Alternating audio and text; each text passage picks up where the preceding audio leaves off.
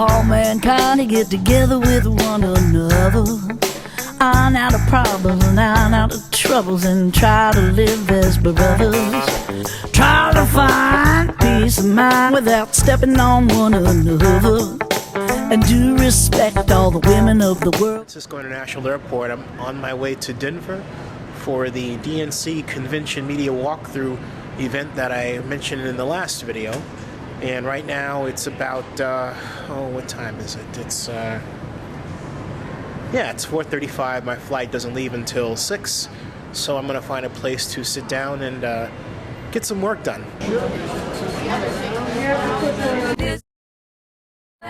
Than a world in which we live. We gotta help each man be a better man with the kindness that we give. I know we can make it. I know darn well we can work it out. Yes we can, I know we can, yes we can. Why can't we if we wanna? Yes we can. Well, I know we can make it. And I know darn well we can work it out. Yes we can, I know we can, yes we can. Why can't we if we wanna? Yes we can. We just got to make it, y'all. We got to get together now. Yeah.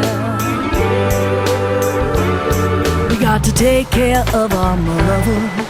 I'm talking about Mother Earth.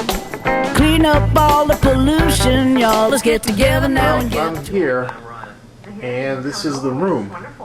It's a big room. I am at the, what is this place called? That's it. Staybridge Suites. Get comfortable. And that's what I'm going to do. I'm here. I'm going to go to bed and get ready for a 6 o'clock wake-up call for the media walkthrough at Pepsi Center. By the way, I'm driving a Prius. I think Al Gore would be very proud, don't you? Oh boy. All right, later. It's morning. Time for the meeting, or at least time to go there.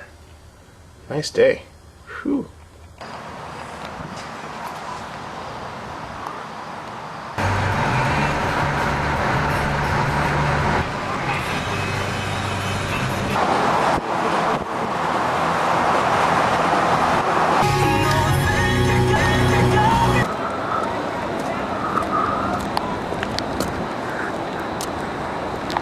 Morning. Morning. Hey, how are you? Hi.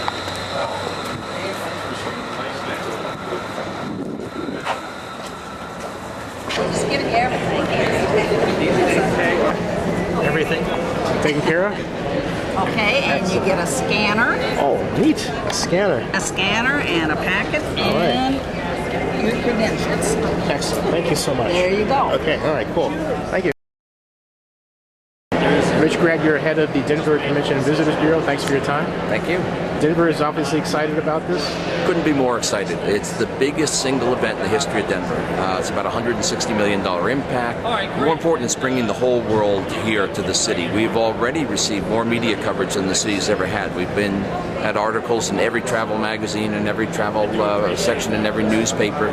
So Denver's the most isolated city in North America. We're 600 miles from another city, so we don't get a lot of attention. And to have this much world attention and to have the excitement of the first African-American president, the nominee here, and to be doing it now in Vesco Field with 76,000 people, the biggest speech ever, it's a very exciting thing for Denver. Thank you. Chris Lopez, you're Communications Director for the host committee. First of all, it's great to be here. Thank you. Welcome to Denver. Sure.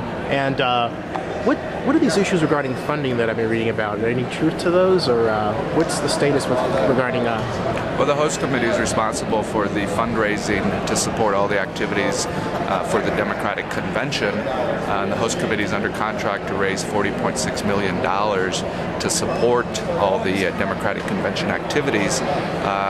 We are about $11 million to that goal. So we've raised about 70% of the money, so we have about another $11 million to raise, and our fundraising activities continue. We're fundraising primarily private sources and then online donations. So the stories really have been that we still have another $11 million to raise until the convention occurs here at the end of August. So do you find that generally the closer you get to the event, the easier it is to raise money? Well, it certainly has helped to have Senator Obama come in as the presumptive nominee. We certainly know that the extended primary has kept some people back, but now that Senator Obama and his team have moved into Denver, we're seeing that movement pretty well, and so we're very confident that we'll be at 40.6, and we will financially be able to support all the activities that the Democratic Convention will stage here at the end of August. Thank you. Thank you.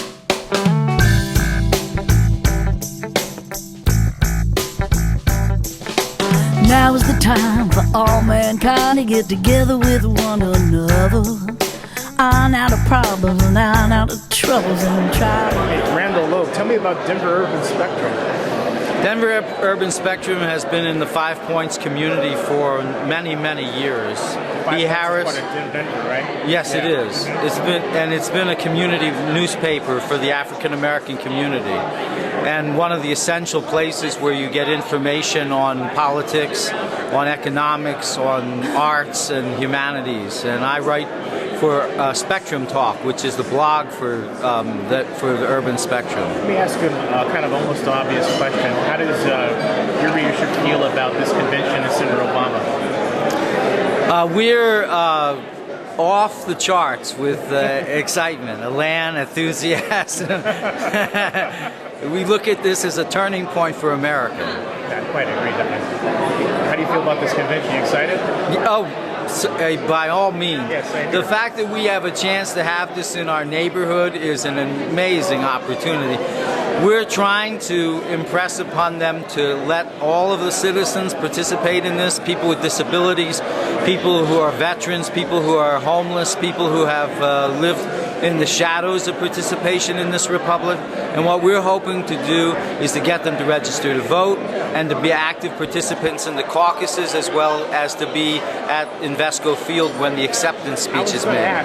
That means the Invesco Field move obviously is a great change for the process of access, right?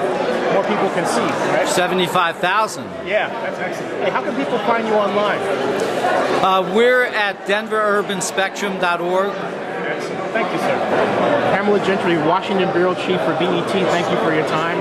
Pamela, what do you think about this convention and its meaning in terms of history and all the things we talked about?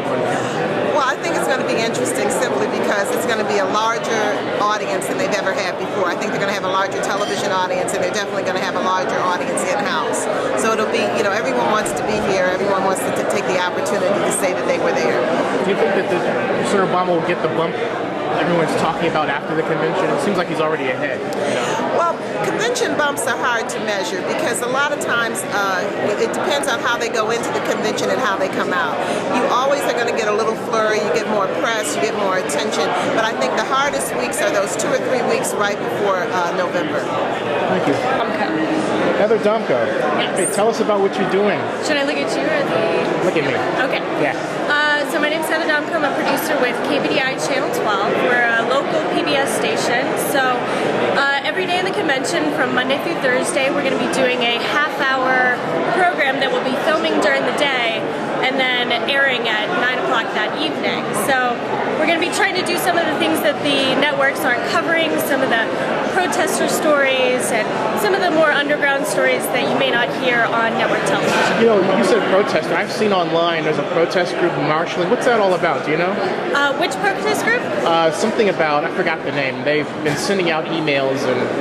Well, there's been some controversy in the last couple of weeks because there's some protesters, some young protesters that are going to be trying to go to City Park, which is not quite next to the Pepsi Center, but it's nearby. It's here in downtown area.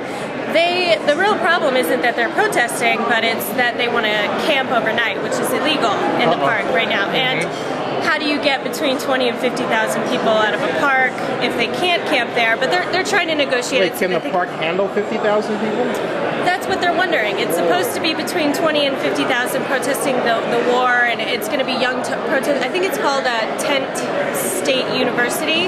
Is the Tent group State, like Kent State. Right, and then they're going to be Tent City is what they're calling it. So I What think are they that's protesting? I mean, this is a revolutionary convention. What are they protesting? they said that they're protesting the war, which I think there'll be a lot of people. They're going to be in a certain area here in one of the parking lots, I believe. Right. So there's going to be quite a bit of protesters, but they seem to think it'll go peacefully. So, but we will still be covering that and hopefully getting talking to as many people as we can, seeing what kind of people are here, who the delegates are, super delegates, that kind of thing. So How do people find your work online? you can go to kbdi.org, so kbdi.org, and it has all of our work up there.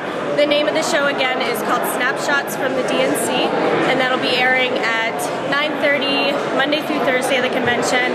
From 7 to 9:30 we're going to be doing live coverage with our partners at CBS Channel 4, and we'll be doing live from here or Invesco depending on what happens today. So we're getting all our information here, and we'll see how it goes. So. Thanks, thank you. Hey, Corinne McDermott, you're the Colorado Director of Uptake.org. What do you think about this convention? Are you excited? I'm very excited. I think it's going to be a great opportunity, and I think a lot of the independent media and the video blogs are really going to be coming into their own. So I'll get out there and get those Nokias and iPods and start streaming. Hey, tell us about Uptake.org. What do you guys do? We are a citizen journalism initiative that's video-based. So we have our own online site, and we get out there, we get people trained up. We have an editorial policy and get people trained up in principles of good journalism so that people have a space to put out stories that are not traditionally covered and yet have an editorial process, a second pair of eyes, and sound journalistic guidance in doing that. People can find you at theuptake.org. Absolutely, and we are excited to get as many people and as many perspectives as we can. How many coming back and talking to you? Huh? How many coming back to talk to you more? Absolutely. Thank you. This land, a better land than the world in which we live. We gotta help each man be a better man with the kindness that we give. I know we can make it. I know darn well we can work it out. Yes we can, I know we can, yes we can. Why can't we if we want? Yes we can. Blessed with the opportunity to serve as the CEO of the 2008 Democratic National Convention. Theo touched on this, but I want to add my personal thanks to all of you for your patience and flexibility in adjusting your plans to be here with us today. We had a pretty big day here in Denver yesterday. We took over the keys to the Pepsi Center, a significant milestone for us, allowing us to begin to execute on months of diligent planning that will transform this arena into a truly remarkable and innovative convention hall. And oh yeah, we announced a second venue for the fourth night. We're going to Invesco Field for the fourth night of the convention to allow Senator Obama to offer his nomination speech, his acceptance speech before an audience of over 75,000 people. This is our way of throwing open the doors and allowing the American public to truly participate in the convention. As I said, it was a big day and an incredibly exciting day that demonstrated both the solid logistical framework we have put in place for this convention, as well as our ongoing desire to think big and think bold. In May of 2007, Governor Dean laid down the marker in calling this a transitional convention, one that is more accessible to people and begins to change the way conventions are organized, funded, and implemented. To that end, in planning the Denver Convention, we've taken a different approach, from a more comprehensive outreach effort in the local community to the way we have designed the look and feel of the hall, to working with companies large and small to incorporate innovative tools and technologies that will allow us to truly open up this convention and bring more people into the convention experience than ever before. Yesterday, we marked this auspicious occasion by throwing open the doors and taking our fourth night to Invesco Field. This is no small undertaking, and we understand that applies to you and to us. But I'm proud to stand at the helm of this convention team, the finest team I've ever worked with, and this is my fourth convention. We're proud to be working hand in hand with Senator Obama's campaign, along with our longtime partners in Denver Host Committee and the City of Denver, and the state of Colorado. And there is no question that together we will put forth an incredible 4 days this August. Here in Denver, we're setting up a prime opportunity for Democrats to highlight the fundamental difference between Senator Obama and Senator McCain. The back-to-back convention schedules, while maybe stretching many of you a little thin, are an opportunity for us to contrast ourselves with the Republicans, and we welcome that opportunity. Of course, you could always skip Minneapolis and enjoy the Rocky Mountains. And we intend to seize the opportunity presented to us and also take full advantage of our picturesque setting here in Denver at the foot of the Rocky Mountains to talk about our party's great gains in this region. The West is incredibly important to the future of our party and to this election, and we do indeed have a compelling story to tell here. But making sure that you have the resources that you need to share the story with our country and the world has always been at the core of our convention planning. And we are committed to working with you in that regard, both here at the Pepsi Center, which will be your base of operations, as well as at Invesco Field. Since the last time we were together, we have had many new faces join our team, and I hope you will take the opportunity today to meet the many people on the convention staff that are here to help you accomplish your goals and do your job here in August. In light of yesterday's announcement in particular, we want you all to consider us active resources available to help you address the many concerns and questions that you may have as we're transitioning between two facilities.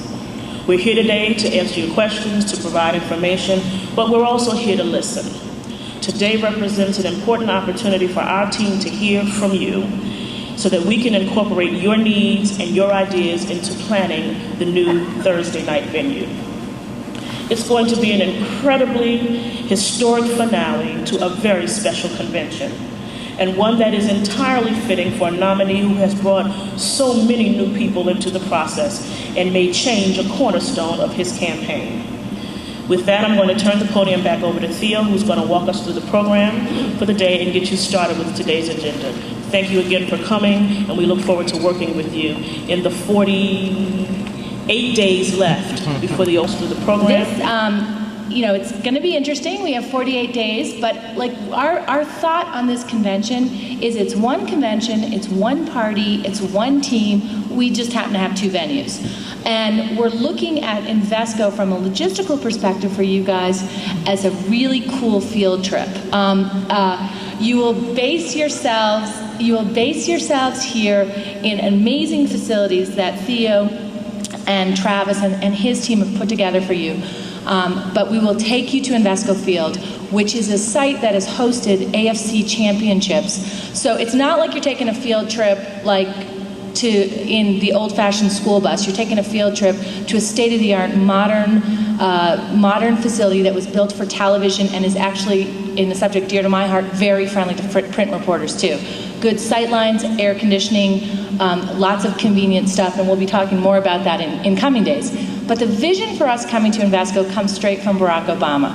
Barack Obama says, I'm running, and he said to us, I want to see my campaign reflect my overall commitment to change. I want change in this country, and if people are going to take us seriously that we want to change the way the government's run, we have to change the way we do things. And he wanted to change the convention, and he was right in sync with what Governor Dean and the host committee and Governor Ritter and the mayor here all had in mind, bringing more people in.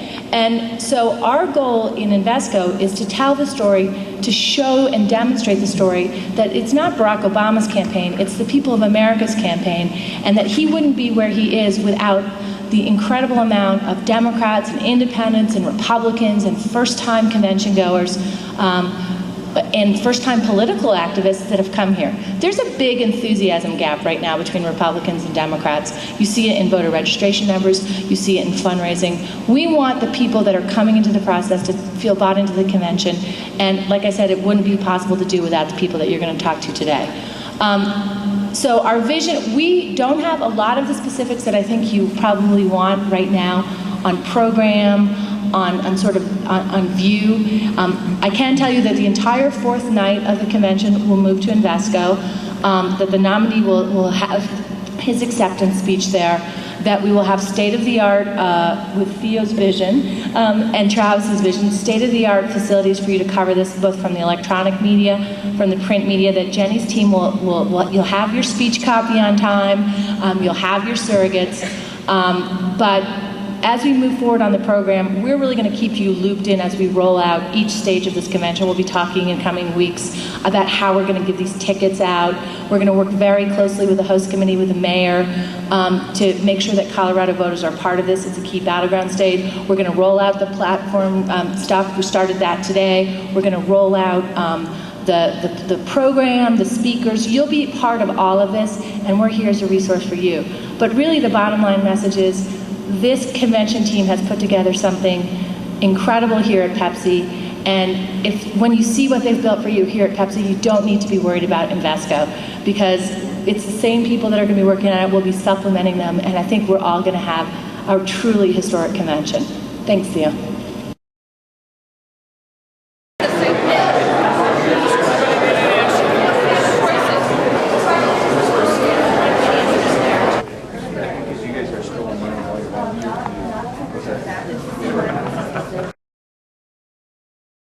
I'm sure there's somebody here who would like to talk about the Big Tent. But essentially, this is something that we've talked to the credentialed bloggers about in the past. The Alliance Center, in combination with some other organizations, including Daily Coast, is putting up this enormous tent called the Big Tent. And without any further ado, I want to explain. I'm going to come up there? Sure. Hi everybody, my name is Rebecca Saltman. I'm the Executive Director for the Alliance for Sustainable Colorado. We own the Alliance Center, and the Alliance Center is located at 15 Des Moines. We've just finished accepting applications for people that want to be getting day passes for the tent for bloggers. We will be issuing those here shortly. We're going to be having a two-story, 9,000 square foot tent with a blogger lounge upstairs, and programmatic pieces from various people talking about people, planet, and democracy. So talking about all of the great work that's happening in all of those three areas. Nonpartisan event, nonpartisan content, just important to those three areas. If you're interested and you haven't applied for our credentials, different from their credentials, you can see me, or I can give you my contact information, and we can try to figure out ways to get you in on day passes or otherwise. And just to be clear, for those of you from out of town, that location is very, very close to here.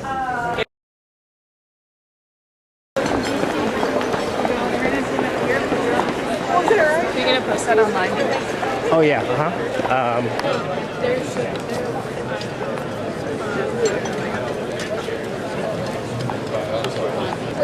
Arthur Thomas of Colors TV. I watched your network on Dish Network.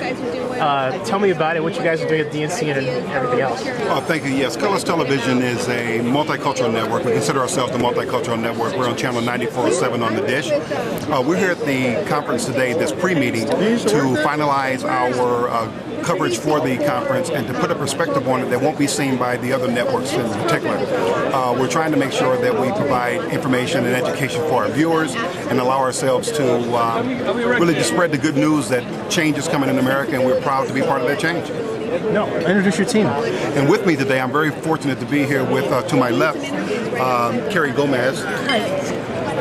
And then to my left, to your right, Damon Purdy, creative director. Nice to meet you. And then we have producer Ron Main, who's working on a documentary that we're producing on Leah Daltrey, the CEO of the convention. Ron Main. Oh, Maine. You have a mane of hair. That's what I said. He's originally from New York, so don't hold it against him. Okay, Manhattan, right? That's it. So Colors TV on the Dish Network. That is right, channel 9407. Excellent. Thank you. Trini Dominguez. The host committee. Yes, Assistant Director of Communications for the host committee. And you were the first female photographer for? First female photojournalist for Fox Network. For the Fox Network. Oh, yeah. Congratulations, that's awesome. Thank you. I'm pretty proud of that. Yeah, that's huge, I think so. Yeah. Mary? Say hi. I'm Mary Barron. I write for National Catholic Reporter. And having a great time here at lunch with so many interesting people. Awesome. Did you get a shot really of the good. actual fountain too? Yeah, I get a. Yeah, look at it. It comes from where? Where does it come from? This lovely chocolate fountain. That is sick. You're on video. Live. Perfect. All right. Damon D. Jones, you're Director of Public Relations for the DNC Convention.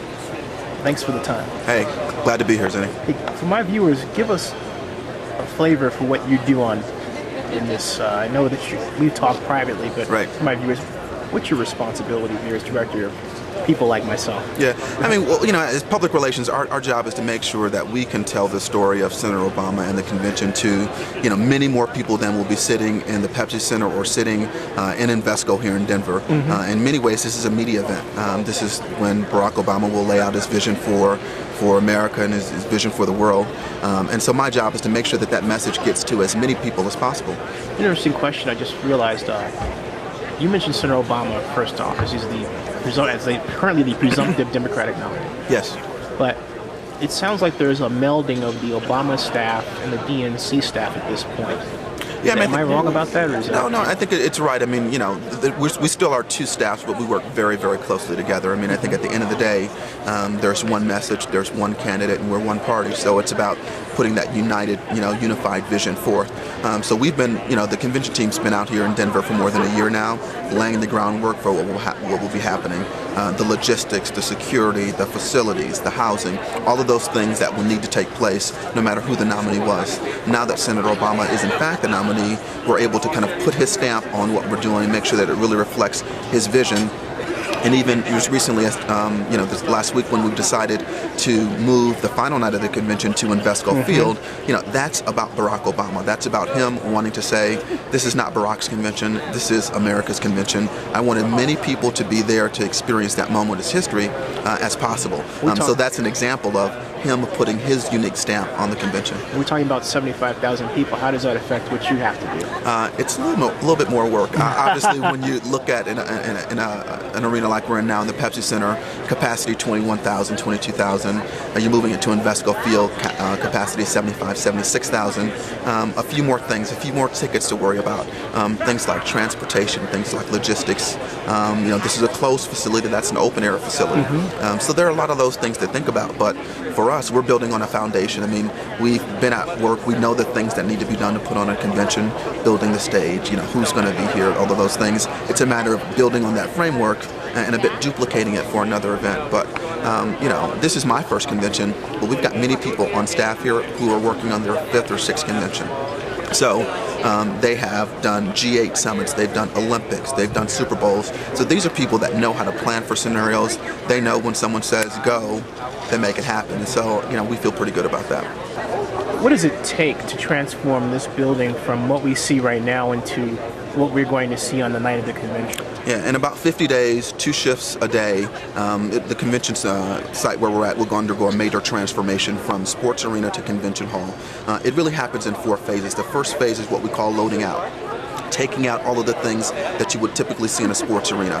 So the parquet floor for the basketball, the Zamboni for the hockey, the goalpost for arena football, all of those things get physically moved out. We actually remove a couple thousand seats to build out a platform and a stage and a podium so that, that's the visual that people will see on TV when they're watching at home. But, as we go through later phases, all of the skyboxes in the arena get transformed into broadcast booths. So there's construction going on for there. There's reinforcement that has to happen to the ceiling, and then there's miles and miles of cable so that we can provide additional energy for all of the lights, for all of the broadcast booths, and then just all of the infrastructure that needs to be built for this. So it's like building a city within a city, if you will. We bring in extra restrooms. I mean, all of the things that you need when you have this many people in a complex, both inside the building and outside of the building. We really need to just boost the capacity and boost the infrastructure for power and things of that nature. So it's quite a transformation, but like I said, we've got some people who've done it several times before, and they're the real experts, and they do a darn good job. Hey, speaking of media, how many credential press are you expecting? About 15,000 members of the media will be here. 15,000? 15,000 of my closest, dearest friends, including you, Thank you, will be here. And again, bloggers, international media. I think there's been an extraordinary amount of interest in Senator Obama from the international press. So I think those are two of the groups that will see increase more. I think there are only 128 bloggers credentialed, right? Yeah. But 4 years ago in Boston, there were 30. So if you go back 4 years, 30 to 120, and we originally had 400 applications, so there's even more demand. I'm not complaining. I'm here. So you're here. But for those bloggers that aren't fortunate enough to be here, how would you like to see them? What kind of message would you like to see them come away with as they watch the convention on television? Well, I mean, it'll be a historic moment, and I think every individual reporter, be they a blogger, be they a broadcaster, brings their own unique perspective to it. And so what we want to get is as many different stories. This just isn't all about the story of, Barack Obama and what the mainstream media talks about. There are many different voices in the Democratic Party. We want all of those voices to be heard. And so there's many different story opportunities for people to be told, if that's from a local perspective, if that's a perspective from a certain interest group. We want all of those stories to be told. And so we're making provision. So every night of the convention, broadcast live in HD on our website. This year we're doing a Spanish language simulcast. 35 million Americans speak Spanish as their first language. So we really, again, want to break down the walls, make sure that they can get as much information. So we'll be simulcasting in Spanish. So that's just another way in which we're trying to say, this is the People's Convention. There's something here for everybody. Thank you for your time, Damien. We look forward. I'm really excited. Look forward to seeing you again here in August. Thanks, sir.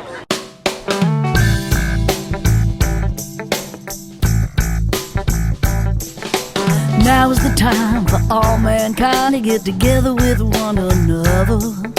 Iron out of problems and iron out of troubles and try to live as brothers. Try to find peace of mind without stepping on one another. And do respect all the women of the world. Just remember that you all had mothers. We got to make this land a better land than the world in which we live. Help each man be a better man.